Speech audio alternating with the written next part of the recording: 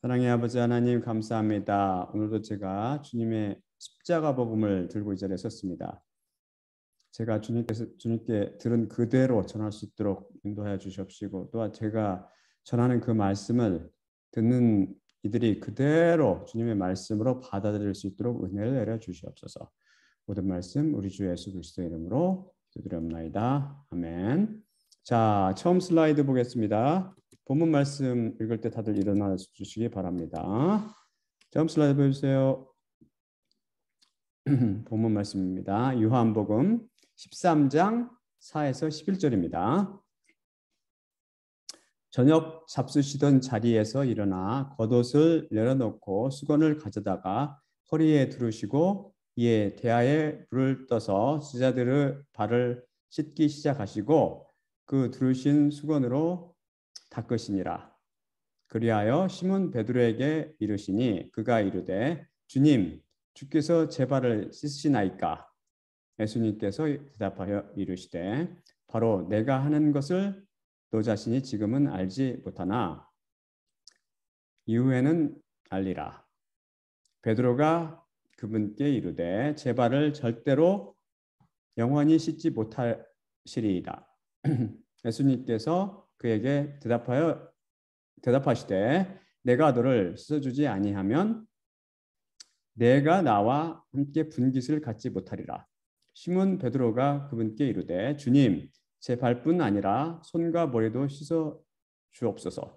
예수님께서 그에게 이르시되 이미 목욕한 자는 발밖에 씻을 필요가 없으니 온몸이 깨끗하니라. 너희가 깨끗하나 다는 아니니라. 이는 자신을 넘겨줄 자가 누구인지 아시기 때문이었는데 이로 인해 너희가 다는 깨끗하지 아니하다 말씀하시니라. 자, 다들 앉아주시기 바랍니다. 지난 시간 참으로 회개가 일어나면 예수 그리스도와 함께 십자가에 못 박힌 사건이 참으로 일어나기 때문에 죄의 권세로부터 해방되고 깨끗하고 선한 양심을 받게 된다고 그랬죠. 그래서 그것을 통해서 결과적으로 죄의 문제가 말끔히 해결되었고 깨끗한 양심을 받았기 때문에 우리가 죄책감으로부터 해방될 거라고 자유로워진다고 살펴봤습니다. 이에 대해서 십자가 사건이 참으로 일어나게 되면 회개의 열매로 똑같은 죄를 반복해서 짓지 않게 되며 똑같은 회개의 기도를 반복해서 드리지 않게 된다고 살펴봤습니다. 그럼 더 이상 죄에 대한 기도를 드리지 않게 됩니까? 이를 명확하게 하기 위해 오늘 말씀을 통해 하나님의 생각을 한번 살펴보도록 하겠습니다. 지금 방금 읽은 기사는 여러분이 잘 아신다고 생각할지 모르지만 영적으로 무슨 의미가 있는지는 모르시는 것 같습니다. 많은 사람들은 이 기사를 통해 뭐라고 그래요? 예수님께서 그 냄새나는 제자들의 발을 씻기신 것은 엄청난 사랑의 본을 보셨다고 생각합니다. 하긴 왕이 신하와 발을 씻었다면 그걸 엄청난 사랑이라고 사람이 생각하는 건 당연하겠죠. 하지만 더더욱 이것은 다른 분도 아니고 온 우주의 왕이신 창조주께서 피조물들의 발을 씻으셨다는 것입니다. 그러니 그것을 사랑으로 보는 것이 인간들의 당연한 상식이고 논리죠. 하지만 만일 우리가 다른 사람들의 발을 씻었다면 하나님께서 이것을 사랑의 행위로 봐주실까요? 주님께서 뭐라고 그랬어요? 너희를 사랑하는 자를 사랑하면 무슨 상이 있겠느냐 이렇게 말씀하셨죠. 그렇게 사랑의 행위로 보지 않을 것 같습니다. 만약 발을 씻다 영적인 의미를 깨닫지 못하고 하는 것은 의미가 없는 거죠. 그래서 여기 숨어있는 더 깊은 뜻을 한번 알아볼까요? 여기서 재미있는 제가 퀴즈를 하나 내볼게요. 예수님께서 제자들의 발을 씻으셨을 때 쓰셨던 그 대안은 재질이 과연 무엇이었을까요? 웬 뚱땅지 같은 소리를 하냐고요. 저는 개인적으로 그게 청동으로 만들어졌을 것이라고 생각합니다. 왜냐하면 이 사건은 뭔가 놀라운 것을 비유하고 있기 때문입니다. 이 속에 놀라운 영적 의미가 숨겨져 있습니다. 사실 이 기사는 물두멍에 대한 이야기입니다. 물두멍. 그것 또한 이 속에 십자가와 새 언약이 숨어 있죠. 십자가 새 언약에 대한 이야기예요. 이야기가 여기에 대한 위로부터 남에 대한 이야기도 내포되어 있죠. 구약 시대에 모세 그 광야, 모세가 살던 그 광야의 성막에서 있던 그 물두멍을 혹시 기억하십니까? 물두멍이 무엇인지 아세요? 다음 슬라이드 보여주세요. 출애굽기 30장 17에서 21절입니다. 여호와께서 모세에게 말씀하여 이르시되 너는 물두멍을 노스로 만들고 그 받침도 노스로 만들어 씻게 하되 그것을 회막과 제단 사이에 두고 그 속에 물을 담으라. 아론과 그 아들들은 거기로부터 그들의 손과 발을 씻으라. 그들이 회막에 들어갈 때 물로 씻을 것이요 그러면 죽지 아니하리라. 혹 제단에 가까이 가서 여호와를 위해 불로 재물을 태워 연기를 피울 때에도 그리할지니라. 그들이 그들의 손과 발을 씻어 죽기를 면할지니 이것이 그들에게 곧 그와 그 자손들에게 대대로 규례가 되리라. 여기서 물두멍이라는 단어는 히브리어로 키올인데 이것은 영어로 laver나 basin으로 번역됩니다. laver는 large basin 이란 말인데요. 우리말로는 물두멍 또는 큰 대야로 번역될 수 있습니다. 쉽게 말해서 하나님께서는 번제단과 회막, 그 성막 사이에 큰 노수로 대야를 설치하도록 명령하신 것입니다. 왜 그렇게 하셨죠? 대야에 물을 담아서 아론과 그 아들들, 곧 제사장들이 그 손과 발을 씻게 하시기 위해서입니다. 왜죠? 그렇지 않으면 그들이 성막 안으로 들어가서 제사장 임무를 하나님을 위해서 행하거나 수행하거나 제단의 제사를 하나님께 드릴 때 하나님께서 이를 받지 않으시고 그들을 죽이시기 때문입니다. 왜 그렇게 하셨을까요? 여기는 어떤 영적 의미가 숨어 있는 것일까요? 구약에서 제사장은 누구를 대표한다고 그랬어요? 그리스도인들을 대표한다고 그랬죠. 이미 공부했었잖아요. 예수 그리스도께서는 바로 그리스도인들을 불러 믿음을 키워주시고 결국 하나님 보시기에 흠없고 점없는 제물인 예수 그리스도와 동일한 흠없고 점없는 제물로 만드신다고 제14강 십자가 비밀 2편에서 우리 공부했었습니다. 한번 다시 들어보시기 바랍니다. 이렇게 거룩하게 된 그리스도인들을 하나님께서는 제사장으로 삼으시고 다시 다른 이들을 양육하여 그들을 하나님께 흠없고 점없는 제물로 바치도록 제사장 역할을 하게 훈련시켜 가십니다. 바로 제가 하고 있는 일이 바로 레위인의 역할이요 제사장 임무입니다. 다음 슬라이드 볼까요? 다음 슬라이드 보여주세요. 베드로전서 2장 4에서 5절입니다. 사람에게는 버림바 되었으나 하나님께는 택하심을 입은 보배로운 산돌이신 예수님께 나아와 너희도 산 돌들로서 예수 그리스도로 말미암아 하나님께서 기쁘게 받으실 신령한 제사를 드릴 거룩한 제사장직을 행하는 신령한 집으로 세워져 가느니라. 이 구절을 대부분 한글 성경들이 거룩한 제사장이 되라라고 명령형으로 번역을 해놨어요. 대표적인 행위신앙에 바탕한 오역이죠. 우리가 거룩한 제사장이 되겠다고 노력하도 이게 되나요? 맘먹는다고 되나요? 이게 호락호락 안 되죠. 흔히 뭐라고 그러냐면 그렇게 말하면 믿음으로 그렇게 되었다고 간주하라 이렇게 말하는데 그것은 믿음의 뜻도 모르는 거짓말이죠. 믿음은 하나님 앞에서 자기 뜻대로 해달라고 고집 부리는 게 믿음이 아니고 선하시고 전능하신 하나님께 온전히 맡기는 거죠. 믿음이라는 것은 내가 하는 게 아니고 예수님께서 대신 해주는 것이에요. 헬라어 원문은 전혀 명령형으로 되어 있지 않고 오이코도메이스테라고 되어 있는데 이것은 뭐냐면 현재 2인칭 복수 수동태 동사입니다. 헬라어 현재는 어떤 경우 쓰냐면 히브리어와 같아요. 현재의 상태나 동작을 묘사할 때도 쓰고 여기처럼 지금 이 본문처럼 진행의 뜻을 나타내기도 합니다. 이것이 수동태로 되어 있으니까 누가 지금 숨겨졌다는 거예요? 주어가 숨겨졌다는 것이죠. 여기서 주어가 누구예요? 주어는 우리가 이미 여러 번 공부하고 있듯이 우리의 삶의 주인공이신 예수 그리스도, 우리 하나님이십니다. 예수님께서는 자기 것인 그리스도인들을 제사장직을 행하는 제사장으로 만들어가는 것이죠. 때가 차면 저에게 그랬듯이 그렇게 하셨듯이 여러분들 중에서도 남은 자들에게 하나님께서 십자가 복음을 선포하게 하시고 제사장직을 행하게 하실 것입니다.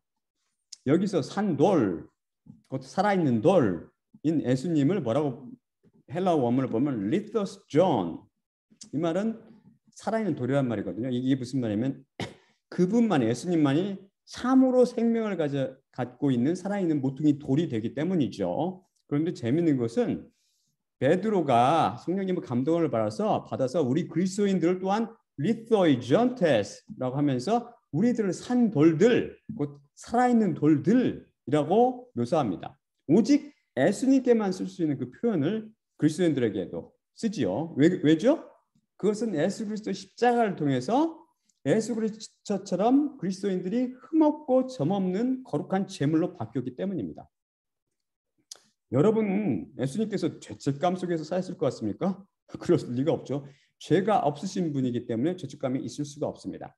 우리의 죄가 진실로 십자가에서 처리되었다면 우리는 예수님과 동일하게 흠없고 점없는 제물이 되어서 진실로 죄책감 없이 하나님을 섬기게 될 것입니다. 우리가 이게 진실로 십자가 사건이 일어나지 않고 가상으로 가짜 믿음을 통해서 고집이나 상상 속에서 이 십자가 사건이 일어났다면 그게 참으로 일어난 게 아니기 때문에 죄책감이 살아있어서 쥐똥처럼 쭉 깔려 있어서 그게 거짓 사건임을 계속 경고해 줄 거예요. 깔리면 보이는 것마다 쥐똥일 거니까요. 그래서 저번 시간에 쥐똥에 대한 이야기 했죠. 그다음에 또한 삐삐삐삐 화재 경보 장치 울리듯이 계속 울릴 거란 말입니다. 다음 슬라이드 볼까요? 다음 슬라이드 보겠습니다. 사도 바울이나 저처럼 그리스도의 복음 전파를 통해 사람들을 하나님의 교회로 불러들이고 이들을 가르치고 양육하여 하나님께 받으시기에 합당한 예물로 만드는 자들을 제사장 족속인 레위인이라고 부릅니다. 이사야 66장 20에서 21절이죠. 이사야 66장 20에서 21절입니다. 그들이 너희 모든 형제들을 모든 민족에서 나의 거룩한 산 예루살렘으로 말과 마차와 수레와 노새와 낙타에 태워다가 여호와께 예물로 드릴 것이라. 여호와께서 말씀하셨으니 이는 이스라엘 자손이 예물을 깨끗한 그릇에 담아 여호와의 집에 드림과 같으리라. 나는 그 가운데에서 택하여 제사장과 레위인을 삼으리라. 여호와께서 말씀하셨느니라.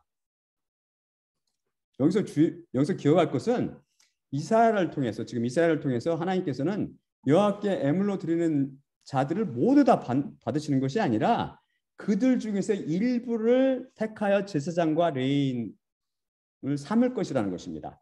이것을 뭐라고 한다고 그랬어요? 남은 자라고 부른다고 그랬죠. 그래서 히브리어로 뭐라고 했어요? 펠레타 또는 쉬아르 또는 그 헬라어로는 폴레이마라고 부른다고 우리 배웠죠.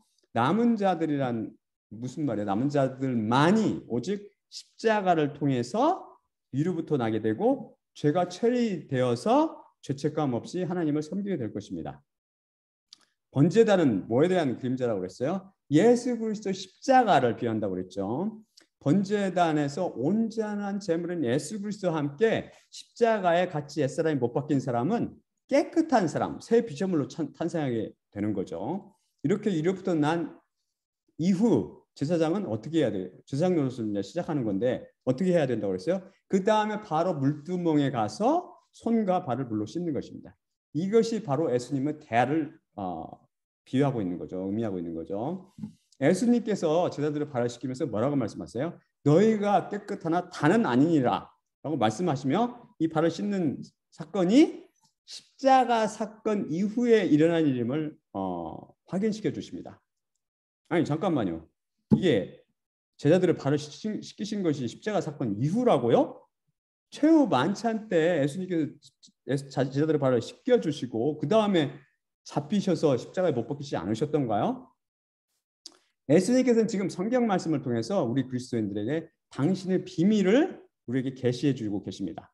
이 기사를 통해 영적 비밀을 말씀해 주고 계시죠. 이 기사가 실제로 일어났어요. 실제로 일어났지만 동시에 그 속에는 비밀을 감추고 있습니다. 제가 말씀드린 같이 성경 말씀은 예수 그리스도와 십자가에 대한 이야기라고 했죠. 자, 그러면 예수님의 발을 씻겨주는 사건이 왜 번제단 이후, 즉 십자가 사건 이후인지 한번 살펴보도록 하겠습니다. 예수님께서는 십자가에서 어떻게 하셨어요? 그분의 몸을 찢어주시고 피를 쏟으심으로 우리를 위해서 죄를 씻어주심으로 새 언약과 옛날 대속에 대한 핏값을 죄값을 치르셨죠. 근데 흔히 예수님의 바로 몸을 찢어주시고 피를 흘리신 것을 예수님께서는 뭘로 비유하셨어요? 바로 떡과 포도주로 비유하셨죠. 예수님께서 그래서 뭐라고 말씀하셨어요? 고린도전서를 통해서 너희들이 떡을 떼며 잔을 마실 때마다 나의 십자가 죽음을 기억하고 그를 전하라고 하신 것입니다. 바로 그렇기 때문에 최후 만찬에서 예수님께서 떡을 떼시고 잔을 나눠주신 것은 그러면 예수님 발을 씻기기 전입니까? 후입니까? 왜냐하면 떡을 떼고 잔을 나누신 게 바로 십자가 사건을 예표하고 있기 때문이죠. 이를 이해하기 위해서는 우리가 공관복음인 마태, 마가, 누가복음과 요한복음을 잘 이해하고 그 앞뒤 관계를 잘 이해해야 돼요. 그러기 위해서는 마태복음 26장과 마가복음 14장, 누가복음 22장 그리고 요한복음 13장을 잘 읽으면서 이해를 해야 돼요. 전후로 관계를. 이거를 잘 읽어보면은 성령의 조명을 받아서 읽어보면 최후 만찬 중에 떡을 떼고 잔을 나누어 주신 일이 소위 성찬식이라고 하는 그 성찬식이 아니에요. 이거는 그게 먼저 일어났고 식사를 마치고 제자들이 그 다음에 발을 씻어주셨습니다. 상식적으로 생각할 때 여러분은 냄새나는 발을 먼저 씻으시겠습니까? 아니면 예수님께서 그렇게 학수고대하셨던 유월절에 음식을 먼저 드실까요? 공관복음에 따르면 유월절 음식이 준비되자 예수님께서는 제자들과 함께 그 자리에 누우셨어요. 모든 한글 성경과 많은 영어 성경들이 아나핍토, 헬라어로 아나핍토란 말을 앉다라고 잘못 번역했는데 이것은 to recline on a couch to eat로 먹기 전에 침상에 눕거나 기대다라는 뜻입니다. 눕다는 뜻이에요. 이게 다음 슬라이드 보여줄까요? 이런 식으로 최후 만찬 때 이런 식으로 누워서 예수님과 제자들이 식사를 하셨습니다. 누워 있는 게 보이시죠? 특히 요한복음 14장 4절에 에게이레타이 액투 데이프누 이렇게 써 있는데 이걸 직역하면 예수님께서 만찬으로부터 밖으로 일어나시어라고 이렇게 써 있습니다. 이게 무슨 말이에요? 쉽게 말해서 이걸 쉽게 여러분께 설명해 드리면 식사를 마치고 일어나시어 이 말입니다. 그 다음에 하신 일이 뭐죠? 제대로 발을 씻기기 시작하시죠. 명확하죠? 이게 만찬을 먼저 떡을 떼고 십자가를 예표하는 떡을 떼고 잔을 나누신 걸 먼저 하시고 그 다음에 발을 씻기 시작하신 것이죠. 그래서 십자가 사건을 통한 새 언약의 성취를 예표하는 떡과 포도주를 먼저 나누시고 그 다음에 제자들의 발을 씻기심으로 물두멍의 참 의미를 성취시킨 것입니다. 예수님께서는 베드로에게 뭐라고 그랬어요?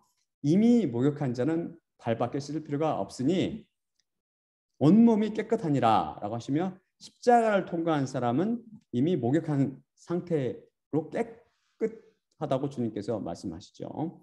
쉽게 말해서 십자가를 통과한 사람은 예수님 보시기에 하나님 보시기에 깨끗합니다. 다음 슬라이드 볼까요? 다음 슬라이드 디도서 3장 3에서 5절입니다. 우리 자신도 전에는 어리석은 자요 순종하지 아니한 자요 오도된 자요 여러 가지 정욕과 쾌락에 노예 노릇한 자요 악독과 질투 속에 살던 자요 가증스러운 자요 서로를 미워하는 자였노라. 하지만 하나님 우리 구세주 선하심과 인간을 향한 사랑하심이 나타날 때 우리가 행한 의로움 안에서의 행위로 아니하시고 그분의 자비하심을 따라 새로 태어남의 씻음과 성령님의 새롭게 하심으로 우리를 구원하셨으니 여기서 새로 태어남은 시스미란 헬라어로 루트루 팔린게네시아스로 되어 있는데 루트론이란 말은 bath, washing, 즉 목욕이나 씻음을 뜻합니다. 그다음에 팔린게네시아스, 팔린게네시아란 말은 팔린게네시아스는 소유격이고 시아는 삶의 완전한 변화 경험이란 뜻으로 원문의 뜻은 바로 이런 뜻인데 쉽게 다른 말로 바꾸면 rebirth, 새로 태어남이라는 의미를 갖습니다. 새로 태어남의 시즘은 바로 뭘 의미하고 있는 거예요? 십자가 사건을 통한 세례를 받는 것, 곧 옛사람이 예수님과 함께 십자가에 못 박히는 것을 말합니다. 그 사건을 말하는 거죠. 예수님께서는 이미 목욕한 자라고 바디로에게 말씀하실 때 호 렐루메노스라고 하시며 bathe 혹은 wash라고 목욕하다, 씻다 그 뜻을 갖는 루오 현재 완료 수동 분사를 쓰고 계시죠. 여기서 이 말은 무슨 말이냐면 이미 씻겨진 자, 즉 이미 목욕한 자라는 뜻으로 예수님께서는 십자가를 통해 세례를 받은 자를 의미하고 계십니다. 새로 태어남의 시즘에서 시즘이라는 뜻을 갖는 게 루트론이라고 지금 방금 살펴봤는데 예수님께서 쓰시고 있는 이 루오라는 동사는 이 루트론이라는 명사와 같은 그러니까 루트론은 루오, 예수님께서 쓰신 루오의 명사형이죠. 루오, 예수님께서 쓰신 루오는 동사형이고, 그래서 목욕한 자라고 말씀하실 때 바로 십자가를 통한 새로 태어남의 시즘, 곧 세례를 주님께서 말씀하고 계시는 것입니다. 그다음 성령님의 새롭게 하심, 헬라어로는 아나카이노세오스 푸니마토스 하기우가 되는데요. 아나카이노세오스는 이것은 소유격이고 아나카이노시스에서 왔는데 이것이 주격이죠. 원형. 아나카이노시스라는 것은 무슨 말이냐면 리뉴얼, 새롭게 함이라는 뜻이에요. 아나카이노시스를 다시 해부해 보면 이것은 아나 플러스 카이노시스인데 여러분 혹시 헬라 아노센이라는 부사 기억나세요? 우리가 같이 당신이 유로부터 나셨습니까? 1편에서 공부했었죠. 이것은 유근원으로부터 뻗어나서 라는 뜻 혹은 위로부터라는 그런 뜻을 갖는 부사라고 했습니다. 이것의 뜻을 많은 사람들이 뭐라고 번역하냐면 거듭 또는 다시 새로운 뜻으로 번역했죠. 그래서 거듭나다고 번역했는데 사실 위로부터 나다라는 말이 더 성경적이라고 그랬죠. 그렇다고 거듭나다고 번역이 틀린 건 아니죠. 하지만 더 정확한 것은 더 원문의 뜻을 반영하는 것은 위로부터 나다라고 번역해야 더 성경적입니다. 그래서 제가 위로부터 났습니까로 바꿔버린 거죠. 여러 가지 의미를 그때 갖는다고 그랬어요. 왜 제가 이렇게 바꾼 이유를. 헬라어 원어 뜻은 위로부터라는 표현에 더 가깝습니다. 왜냐하면 up이나 up to 또는 위 또는 위로라는 뜻을 갖는 전치사 아나와 방향을 갖는 부사 then이 합쳐진 형태이기 때문이죠. 이것과 비슷한 뜻을 갖는 아노라는 그 부사가 있는데 이것은 above, upward, 그 위에 이쪽이라는 뜻만 있고 again이라는 뜻이 전혀 없어요. 그리고 제가 헬라 그 신약 원문을 검색해 보니까 아노센이라는 단어가 13회 등장하는데 거의 대부분이 위로부터라는 뜻이지 거듭이나 다시라는 뜻은 거의 없습니다. 그래서 위로부터 났습니까라고 번역하는 게 원문의 뜻을 더 살리는 거죠. 우리한테 달리는 게 아니에요. 위로부터 나오는 우리가 나는 것은 위로부터 하나님께로부터 내려오는 거죠. 그래서 여기 성령님을 새롭게 하심이라는 표현에 쓰신 아나카이노시스 이 말은 바로 아나 up 또는 up to 위로라는 뜻을 갖는 전치사 플러스 카이노시스인데 카이노시스라는 말은 카이노스라는 말에서 파생했어요. 형용사 카이노스. 카이노스가 무슨 말이냐면 전에 존재하지 않은 것과 관련된 또는 오래된 것과 대조되는 최근의 것과 관련된 이라는 뜻으로 쉽게 말해서 새로운 이라는 뜻입니다. 결국 아나카이노시스라는 말은 위로부터 새롭게 됨 이라는 뜻이죠. 그리고 푸니마토스 하기우 여러분 했듯이 지금 성령님이라는 뜻이에요. 푸뉴마 영 하기우스 거룩한 그것의 소유격 거룩한 성령이란 뜻이죠. 성령님. 결국 성령님을 새롭게 하심이란 성령님을 통해 이로부터 새롭게 됨이란 뜻을 갖습니다. 우리가 성령님을 통해 새롭게 되는 것은 바로 위로부터, 즉 하늘로부터 일어난 사건임을 말해주는 거죠. 이것이 이해가 되는 것은 이 사건은 어디서 일어나는 거예요? 십자가를 통해서 일어나면 십자가에서 일어나는데, 십자가는 이 땅 위에서 세워졌으나 이는 성삼위일체 하나님께서 역사하시는 그런 장소라고 그랬죠. 그래서 이게 바로 하늘나라의 영토예요. 하늘나라. 하나님이 계신 곳이 하늘나라잖아요. 성령님이 계신 곳이 하늘나라라고 제가 배웠잖아요. 하나님께서 계신 곳, 성삼위일체 하나님께서 역사하신 곳. 십자가는 바로 하늘나라입니다. 십자가는 하늘나라. 그래서 십자가는 이 마구에 속한 이 세상을 뚫고 들어온 하늘 높이 세워진 하늘나라의 관문이에요. 하늘나라 들어가는 관문, 바로 하늘나라 들어가는 좁은 문이죠. 사람들이 십자가를 다 외면하고 멸망하면 넓은 문으로 가는 거죠. 그래서 여러분은 하늘나라가 갖고 왔는 외친 분들이 뭐예요? 근데 하늘나라를 전파하신 분들이 누구였죠? 바로 세례 요한, 예수 그리스도 자신, 사도 바울, 이렇게 모두가 하늘나라를 외칠 때 이건 바로 십자가를 외친 거예요. 십자가가 있는 곳에 성령님이 역사하시고 성령님이 계신 곳이 바로 하늘나라잖아요. 우리 배웠잖아요. 하나님 나라.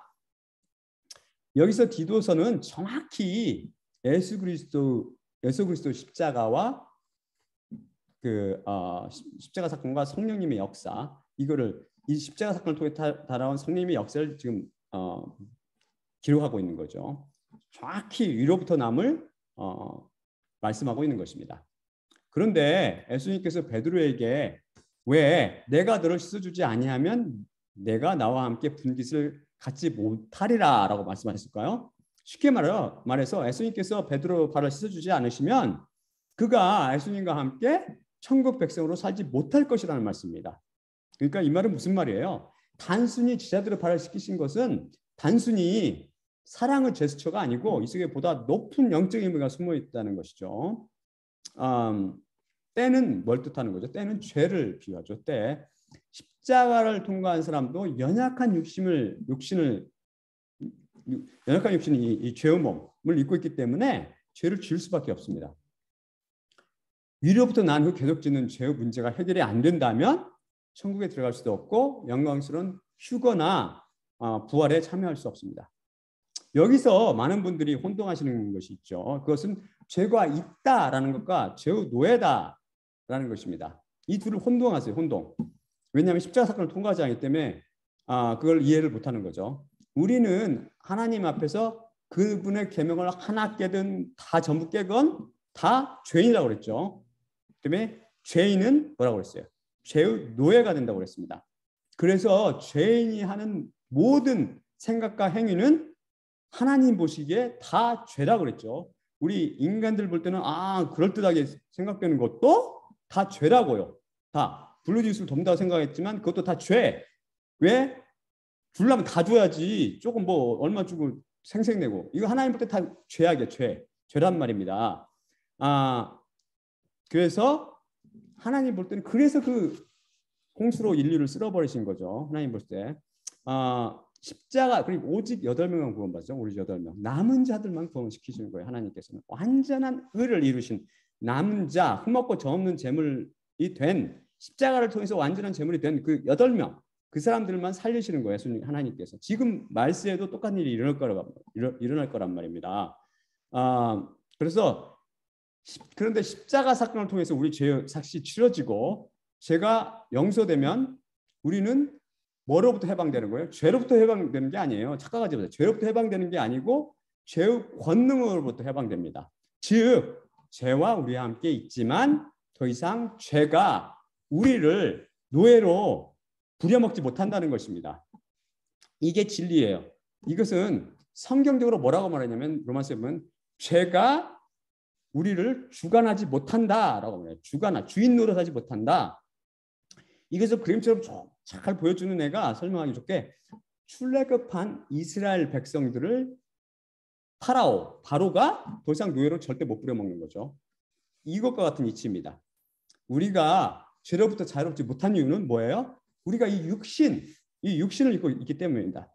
우리 몸속에 뭐가 흘러요? 남성 호르몬이 흐르고 있다고 그랬죠. 남성 호르몬. 모든 남녀 노소를 보면 남성 호르몬이 흐르고 있고 우리가 오감을 가지고 있어서 보고 듣고 냄새 맡고 맛보고 피부로 느끼고 있기 때문입니다. 이것이 언제든지 죄를 촉발할 수 있죠.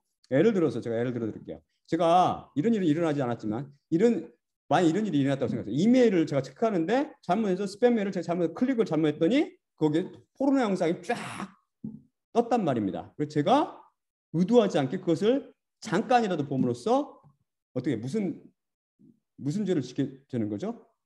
죄를 짓게 되는 거죠. 왜? 제 속에 왜 그걸 제가 봐요? 남성 호르몬이 제 속에 흐르고 있고 제게 눈이 있기 때문에 육신을 갖고 있기 때문에 그런 죄를 짓는 것입니다. 하나님 보실 때는 벌써 마음으로 가는 죄를 져버린 거죠. 그렇다고 제가 하나님의 계명을 깼다고 죄의 노예가 되나요? 절대 그렇지 않죠. 십자가를 저는 통과했기 때문에. 왜 그렇게 가상과 실제가 다릅니다. 실제로 그렇지 않게 된다는 거죠. 왜 그래요? 30년 제가 거듭난 이후 지금 31년 이상을 사는데 그런 일이 일어나지 않은 이유가 왜냐고요. 이게 왜 그런 거예요?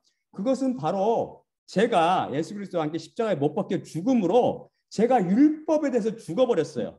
율법이 저에 대해서 폐기 처분됐고 저도 율법에 대해서 죽어버렸어요.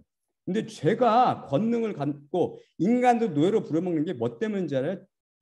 죄의 권능은 율법이니라 나오잖아요. 율법.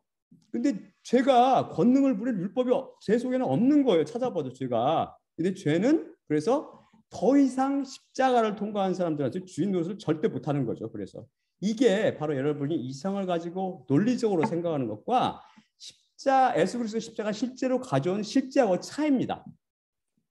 가정이 아니고 사실이고 실제죠.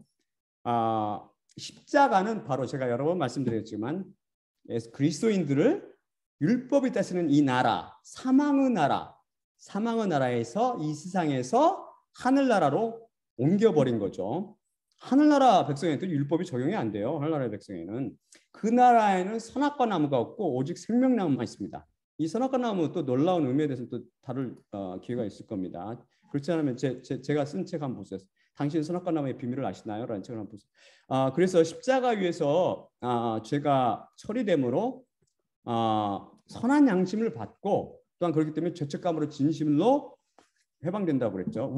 제 안에 죄책감이 존재하지 않아요. 지금 죄책감이 존재하지. 하지만 어쩌다가 하루에 한 번이라든지 며칠에 한 번 양심이 경고음을 쫙쫙 울리죠.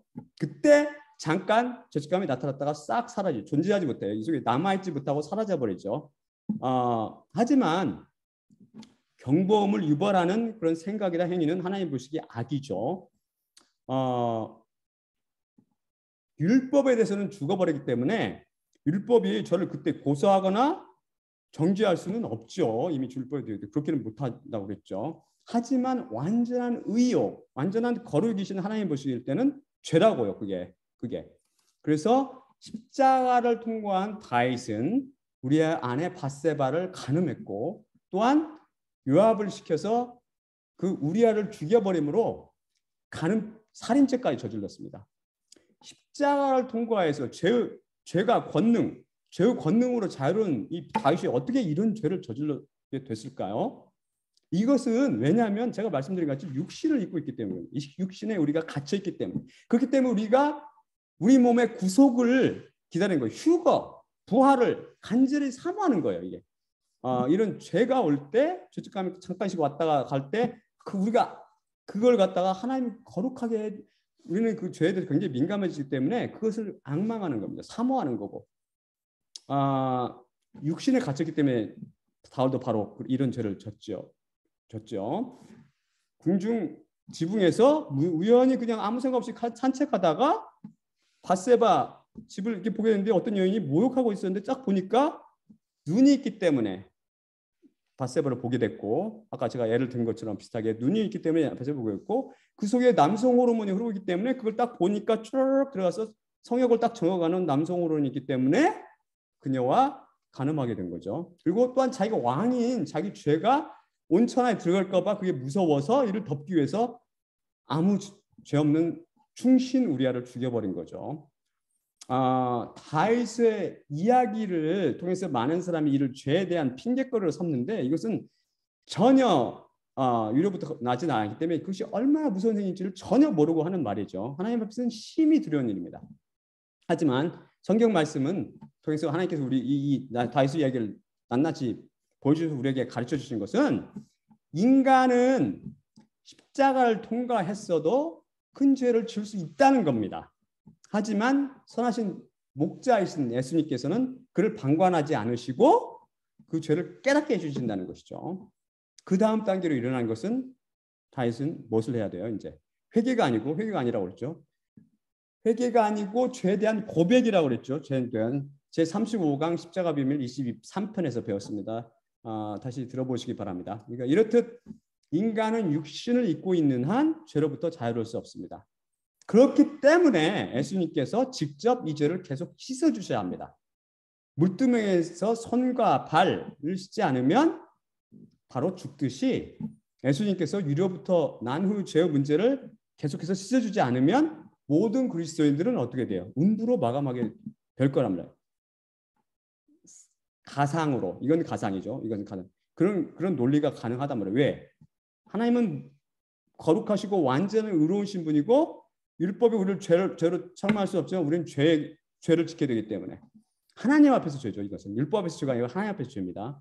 그래서 베드로가 생각하시 우리는 우리 죄 스스로 죄를 씻을 수 없고 또한 그분 앞에서 우리 죄를 숨길 수도 없는 거죠. 오직 우리 죄는 예수님만 씻을 수 있고 예수님은 꿰뚫어 보고 계시는 거죠. 우리가 죄인지도 모르는 것도 꿰뚫어 보는 거죠. 다윗도 그게 죄인지 모르고 지내다가 나는 이런 엄청난 죄를 졌습니다.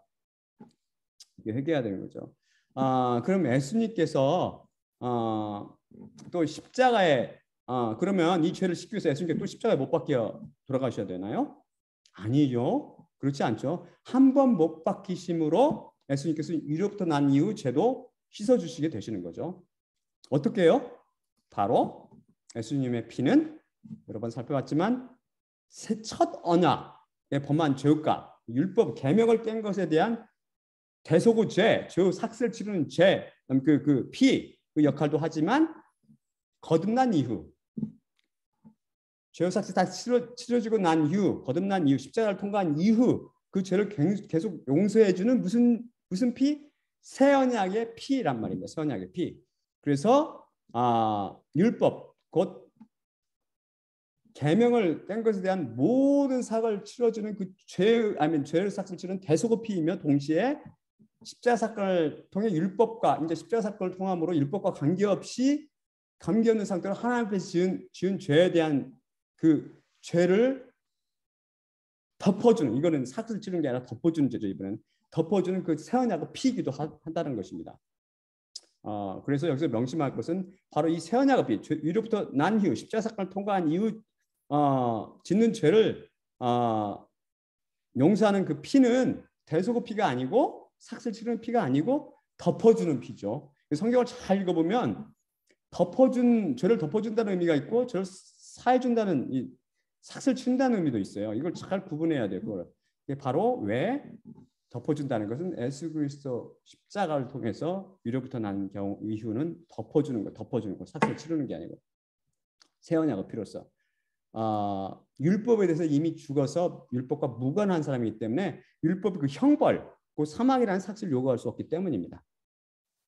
이 놀랍고 신비한 예수 그리스도 그 피가 우리 그리스도인들을 영원토록 온전하고 거룩하게 만들어주는 거죠. 예수님께서는 새로부터 십자가 사건을 통해서 유료부터 난 그리스도인들을 새 언약의 피로 계속해서 씻어주고 계시는 거죠. 그리스도인으로 대표되는 바로 누구요? 아론과 그 지세장. 그래서 그 아론과 그 아들들, 그 지세장들이 계속해서 그 물두멍에서 손과 발을 씻어야 되는 거였습니다. 그렇지 않으면 죽는다고 그랬죠. 바로 물두멍의 계명은 바로 예수 그리스도와 그 새 언약에 대한 그런 비밀이 숨겨져 있었던 것이죠. 다음 슬라이드 볼까요? 요한복음 1장 8에서 10절입니다. 요한1서 1장 8에서 10절이죠. 만일 우리가 죄가 없다고 말하면 우리가 스스로를 오도하고 진리가 우리 속에 있지 아니하리라. 만일 우리가 우리 죄를 자백하면 그분은 신실하시고 의로우사 우리에게 죄를 사하시며 우리를 모든 불의에서 깨끗하게 하시리라. 만일 우리가 죄를 짓지 아니하였다면 우리는 하나님을 거짓말쟁이로 만드나니 그분의 말씀이 우리 속에 있지 아니하리라. 대부분 여러분 거의 10중 8구 거의 99% 이상 여러분은 회개를 먼저 해야 될 것입니다. 십자가 사건이 일어나지 않았기 때문에. 하지만 여러분 중에서 그렇게 드물게 십자가를 통해서 일어난 분이 계시다면 그 이후에 죄를 지었으면 죄를 자백해야 됩니다. 회개할 필요가 다시 없죠. 아니 회개할 필요가 없는 게 아니라 유럽도 나는 사람들은 아시겠지만 그럴 필요를 느끼지 못하는 거죠. 회개를. 그렇게 할 수도 없는 거고요. 여기에서 자백하다라는 말로 된 이 호몰로게오라는 말은 회개하다라는 말과는 전혀 관계없는 말이에요. 메타노이아가 회개라는 말이라고 그랬죠. 메타노에오 그럼 회개하다라는 동사고. 근데 이 말은 이 호몰로게오라면 회개라는 말과 전혀 무관한 말이 무슨 말이냐면은 이것은 어떤 것이 참이거나 사실임을 시인하다 또는 인정하다 또는 고백하다라는 말입니다. 그러니까 하나님께 죄를 지었으면 죄를 지었다는 것을 하나님께 나와서 인정하고 고백하라는 것입니다. 제가 죄를 지었나이다. 마음을 찢어서 하나님께 고백을 하는 것입니다. 이것이 바로 물두멍에서 물을 씻는 동작이죠. 손과 발을 씻는 동작이죠. 발을 씻는 동작. 하지만 우리가 아무리 죄를 고백해도 하나님께서 이를 씻어주지 않으면 그 죄가 그대로 남아있게 되죠. 우리를 결국은 음부로 인도하게 될 것입니다. 논리상, 이론상 이런 일은 절대 일어나지 않죠. 하지만 예수님께서는 왜 이런 일이 일어나지 않아요? 신실하시고 의로우시기 때문에 우리에게 죄를 재차 묻지 않으시고 죄를 기꺼이 용서해 주세요. 기꺼이. 왜 죄를 기꺼이 용서해 주실까요? 그분은 신실하시고 의로우시기 때문입니다. 신실하다는 게 무슨 말이라고 그랬어요? 그것은 믿음직하고 신실하다. 믿음직하고 착실하다. 신실하다는 말이 믿음직하고 착실하다는 말입니다. 이 말은 헬라어 피스토스를 번역한 거라고 그랬죠. 이 말은 피스토스의 뜻은 하나님께도 쓰이고 사람한테도 쓰여요. 성경을 보면 하나님한테 쓰일 때는 하나님을 피스토스라는 말을 써서 하나님을 묘사하면 무슨 말이냐면 언제든지 어디서나 기대고 맡길 수 있는 이란 뜻, 그 신실하신이라는 뜻으로 쓰입니다. 사람한테 쓰이면 무슨 뜻으로 쓴다고 그랬어요? 하나님께 맡기는 혹은 하나님의 신실하심에 의지하는 이란 뜻으로 쓰입니다. 이것은 절대 어떤 뜻이 아니라고 그랬어요. 신실하게 충성하며 열심히 섬기는 이라는 뜻과 절대 그런 뜻이 없다고 그랬죠. 근데 한글 성경들이 많이 이것을 그런 식으로 다 번역을 해놨어요. 오역을 해놨다고요. 그래서 행위신앙을 조장하고 있죠. 지금도. 그러니까 누구요? 사람들이 나서서 심심하면 나 목숨 걸고 순교하겠어. 이렇게 덤비는 겁니다. 십자가를 통과하지 않고 순교하는 것. 순교로 하나님께 안 받아주는 것. 십자가를 통과하지 않고 죽는 것은 개죽음이라고 그랬죠. 개죽음. 음부로 마감하기 때문입니다. 음부로. 바로 가인의 제사입니다. 대표적인 가인의 제사이죠. 우리는 제47강 당신은 위로부터 나셨습니까? 3을 통해서 martyrs, 즉 증인이라는 단어의 뜻에는 one who witnesses at cost of life 뜻이 있다고 그랬죠. 이게 무슨 말씀이라고 그랬어요? 목숨을 걸고 증언하는 자라는 뜻입니다. 이것을 영어로 martyr, 그러니까 순교자, 영어로 순교자라고 번역합니다. 그러니까 스테반처럼 꼭 죽어야 순교자가 되는 것이 아니고 예수 그리스도의 십자가 복음을 목숨을 걸고 증언하는 이로부터 난 모든 그리스도인들은 하나님 보실 때 다 순교자들입니다. 여러분들이 진실로 순교로 하나님을 기쁘시게 하고 싶으시다면 그 뿌리 속에 숨어있는 자기 의를 먼저 십자가 앞에 내려놓고 회개의 영을 달라고 기도하십시오. 순교하겠다고 나서는 사람들은 정말 위험한 사람들이죠. 그 뿌리가 행위신앙. 자기 의일 가능성이 농후하죠. 다음 슬라이드 보겠습니다. 요한복음 13장 36에서 38절입니다. 시몬 베드로가 그분께 이르되 주여 어디로 가시나이까? 예수님께서 대답하시되 내가 가는 곳에 내가 지금은 따라올 수 없으나 후에는 따라오리라. 베드로가 그분께 이르되 주여 어찌하여 제가 지금은 당신을 따라갈 수 없나이까?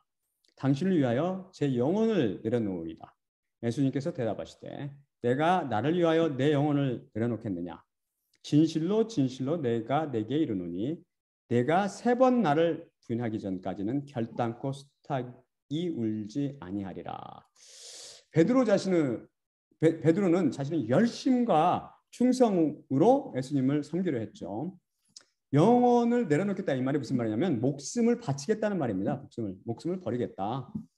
그는 열심과 충성 속에서 저 순교할게요. 이거 똑같은 거죠. 자기 목숨을 위해 결국은 예수님을 부인하는 그 모습을 예수님께서 꿰뚫어 보신 거죠. 그의 참모습을 보신 거죠. 그게 바로 우리 죄인들의 모습이에요. 제가 무슨 순교했다는 사람 비웃는 게 아니고 우리들의 모습이 그렇다는 겁니다. 우리는 바로 흠 많고 점 많은 그런 재물이죠. 그것을 하나님께서는 결코 받으실 수가 없으시죠. 그거는 실패하게 돼 있고 음부로 마감하게 되어 있어요. 그랬다 설사 성공해서 자기가 죽었다 칩시다. 그분 천국으로 들어갈 것 같아요? 십자가를 통과하지 않고는 그 누구도 천국에 못 들어갑니다. 안타깝지만 지옥으로 들어가겠는 거죠.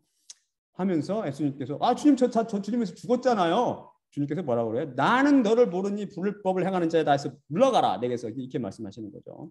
하지만 예수님께서 베드로에게 뭐라고 그래요? 지금은 아니지만 나중에는 내가 가는 곳에 올 것이다 이렇게 말씀하셨죠. 예수님께서는 바로 십자가를 지신 후에 아버지 집인 천국으로 돌아가셨죠. 그리고 약속하신 대로 성령님을 보내셨습니다.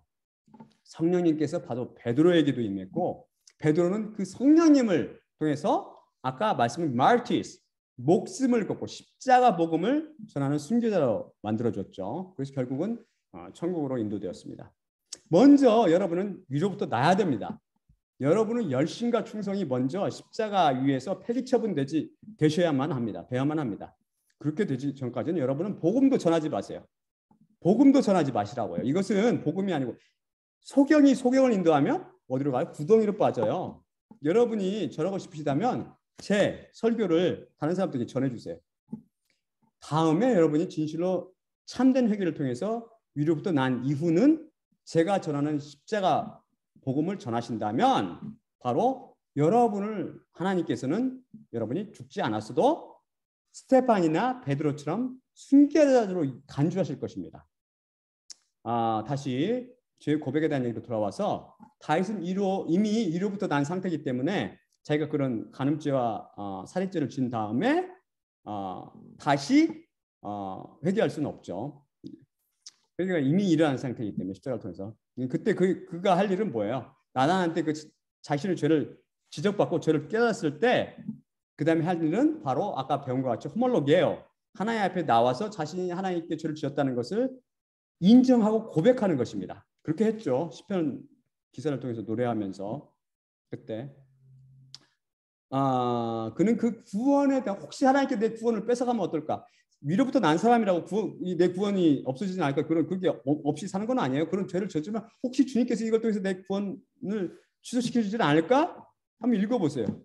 그렇게 된다고요. 우리가. 이때 우리는 끊임없이 하나님을 붙잡고 죄에 대해서 두렵고 떨리는 마음으로 살게 되는 겁니다. 주님께서 내 죄를 새 언약 앞으로 용서해 준대. 나 맞은 거 죄를 줬대. 그게 안 된다고요. 그거는 이론이고 가짜지. 그게 그게 진실로 하나님 앞에 나와서 그가 죄를 고백했을 때 하나님께서는 어떻게 하셨어요? 나 너 몰라 이랬어요? 기꺼이 용서해 주셨어요. 기꺼이 주님께서 왜죠? 바로 그분께서 신실하시고 의로우시기 때문에 그러신 거예요. 신실하시고 의로우시기 때문에 다윗을 용서하시고 또한 위로부터 난 그리스도인들이 하나님께 죄를 고백할 때 기꺼이 용서하시는 것입니다. 그러면 왜 그분이 신실하시고 의로우시기 때문에 죄를 용서하신다고 그러는데 그분의 신실하심과 의로우심과 용서가 무슨 관계가 있을까요? 왜 관계가 있죠? 바로 새 언약 때문이죠. 새 언약 때문에. 시간을 초월해서 역사하는 그리스도 피를 통해서 하나님께서 새 언약을 통해서 뭐라고 했어요? 계속 죄를 용서해 주겠다고 약속하셨잖아요.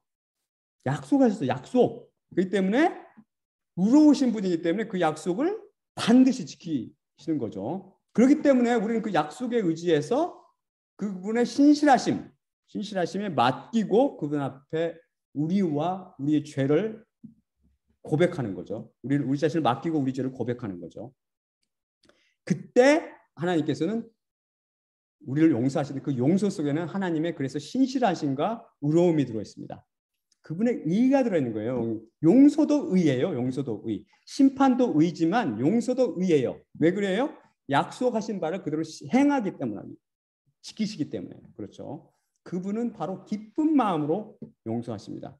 하나님께서 계속 이렇게 기쁜 마음으로 용서하시는 곧 우리 때 제자들의 발을 씻어주신 것은 바로 계속 하나님께서 끊임없이 우리를 사랑하시기 때문에 그래요. 그분 하나님 예수님께서는 그분의 것들인 그리스도인들을 지극히 사랑하셔서 끝까지 씻어주시는 거죠. 사랑의 다른 이름이 뭐라고 그랬어요? 사랑의 다른 이름이 용서라고 했죠. 용서. 그래서 용서해 주시는 거예요. 다음 슬라이드 보겠습니다. 이를 분명히 나타났지 예수님의 대하 사건을 다룬 요한복음 13장은 다음처럼 시작합니다. 6월절 전에 예수님께서 자신이 이 세상을 떠나 아버지께로 돌아가실 때가 이른 줄 아시고 세상에 있는 자신의 것들을 사랑하셨는데 그들을 끝까지 사랑하시니라. 혹시 여러분이 물두멍에 대한 하나님의 계명과 예수님의 대화 기사 사이에서 차이점을 혹시 발견하셨나요? 출애굽기 30장 그 물두멍에 대한 이 글을 잘 읽어보면 아론과 그 아들들이 뭘 씻었어요? 손과 발을 씻었다고 나와 있고 손과 발을 씻으라고 명령하셨고 예수님께서는 손을 씻은 게 아니고 예수님은 손으로 직접 제자들의 발을 씻겨주셨죠. 그럼 이게 발을 뜻이라는 거예요? 물두멍이 그런 예수님의 대화를 뜻하지 않다는 것인가요? 그게 아니죠. 물두멍에서 손과 발을 씻으라고 명령하신 것은 아론과 그 아들들의 제사장들의 손이 바로 예수님의 손을 비유하고 있다는 것을 말씀합니다. 그 말은 무슨 말이냐면은 제사장은 그리스도인들, 위로부터 난 그리스도인, 번제단을 통과한 그리스도인들을 뜻한다고 그랬죠. 위로부터 난 사람들 속에는 바로 성령님, 예수님이신 성령님께서 역사하십니다. 그래서 영적으로 그리스도인들의 행위, 손을 씻는 게 바로 행위잖아요. 그리스도인들의 행위는 바로 성령님께서 역사하시는 결과라는 거죠. 그래서 흔히 하나님의 역사는 손을 통해서 행하시는 것으로 성경에 비유적으로 표현합니다. 다음 슬라이드 볼까요? 열왕기상 8장 24절입니다. 주님께서 당신의 종 제 아버지 다윗에게 하신 말씀을 지키사 주님의 입으로 말씀하신 것을 오늘과 같이 손으로 이루셨나이다. 보이죠? 손으로. 그래서 제가 지금 하는 일, 행하는 일, 십자가 복음을 선포하는 일, 그래서 여러분을 하나님께 받으실 만한 흠없고 점없는 제사로 드리는 이 제사장의 일, 이 일은 제 손으로 하는 일, 곧 제가 하는 것이 아니고 제 행위 결과가 아니고 하나님의 손, 곧 하나님께서 하시는 성령님의 역사라는 것입니다. 그래서 제가 하는 한 말씀 한 말씀을 항상 제가 강조드리거니와 하나님의 입에서 나오는 성령님의 말씀으로 받아들이시고 심각하게 받아들이시라는 것입니다. 결국 오늘 물두멍의 규례와 예수님 제자들을 발화시키신 사건은 바로 위로부터 위로부터 남과 관련이 있으며 결국은 예수님의 십자가와 세언약에 대한 이야기였네요. 다음 슬라이드 보겠습니다. 마지막으로 다음 슬라이드 보면서 마치도록 하겠습니다. 마지막으로 고린도전서 11장 23에서 26절을 읽고 마치겠습니다. 내가 너에게 전한 것은 주님께 받은 것이니 곧 주 예수님께서 잡히시던 밤에 떡을 취하시고 감사하신 후 떼어 이르시되 이것은 너희를 위하는 내 몸이니 이것을 행하여 나를 기억하라 하시니라. 식후에 또한 그와 같이 잔을 취하시고 이르시되 이 잔은 내 피로 세운 새 언약이니 이것을 행하여 마실 때마다 나를 기억하라 하시니라. 그러므로 너희가 이 떡을 먹으며 이 잔을 마실 때마다 주님의 죽으심을 그분이 오실 때까지 전파할지니라. 예수님의 몸과 피로 상징되는 떡을 태며 잔을 마실 때마다 이로부터 난 이후도 우리를 지극히 사랑하사 우리의 발을 씻어주고 계신 예수님만 바라봅시다. 또한 나의 십자가를 기억하고 내가 다시 올 때까지 이를 전파하라고 말씀하신 예수님과 그분의 죽으심을 기억하고 전하며 대수고 피와 새 언약의 피를 흘리신 예수님과 그분의 십자가만을 바라보며 살아갑시다. 자, 그러면 제가 기도하고 마치겠습니다. 사랑의 아버지 하나님 감사합니다. 오늘 발 씻는 비유를 통해서 물두멍에 숨겨진 놀라운 비밀을 저희들에게 가르쳐 주시면 감사합니다. 저희가 위로부터 나지 않았으면, 그 십자가를 통과하지 않았으면 진실로 통과할 수 있도록 이들이 마음을 찢고 회개하는 마음으로 주님의 십자가 앞에 나올 수 있도록 그들에게 통회하는 심령을 주옵소서. 이미 십자가를 통해서 위로부터 난 사람이 있으면 그가 죄를 질 때, 그가 주님 앞에 나와서 고백할 때 주님께서 새 언약의 피를 통해서 약속하셨듯이 그를 덮어주시고 사해주시며 기쁨으로 그를 안아주시옵소서. 사랑의 하나님, 이 놀라운 십자가 비밀을 많은 사람들이 알게 하옵시고 주님은 남은 자들이 이 십자가 복음을 통해서 돌아오게 하옵시며 하나님께 영광을 돌릴 수 있도록 인도하여 주시옵소서. 모든 말씀 우리 주 예수 그리스도의 이름으로 기도드리옵나이다. 아멘.